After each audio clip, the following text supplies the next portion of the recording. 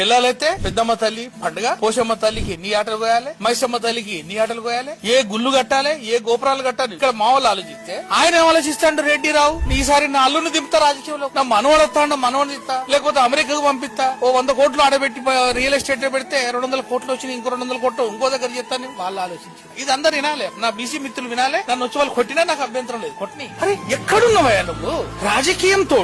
రాజకీయంలో ఉన్నట్టు పవర్ వస్తే పవర్ కొరకే కదా, పవర్ తోటే కదా ఇదంతా తిరిగేది. సూర్యుని చుట్టూ నవగ్రహాలు నేను తిరుగుతున్నాయి, అయస్కాంత శక్తి గదే పవర్ తోటే నీకు అన్ని వస్తున్నాయని సంగతి మా బీసీ మిత్రులకు తెలియదు. నిన్న నాకు మీటింగ్ లో అంటాడు, వచ్చేసారట నువ్వు పాల్గొంటావట కదా ఈ అని అవుతాడు. మరి ఇప్పుడు నువ్వు తిరిగేది నువ్వు రావుతోటి నన్ను రానిస్తావంటే వాడు కామౌంట్ తెల్లలైతే రావు దగ్గర కూర్చుంటాడు, తువాలేసుకొని అయ్యా ఇట్లా కూర్చొని తువాలేసి. So my answer to your question is, BC మిత్రులందరికీ చెప్పాల్సింది ఏంటంటే పొలిటికల్ పవర్ అంబేద్కర్ మహనీయుడు అంబేద్కర్ గారు చెప్పింది, వారు చెప్పింది ఏంటంటే మీరు అడుక్కునే దిశలో ఉండొద్దు, నువ్వు ఇచ్చే దిశలో ఉండాలి.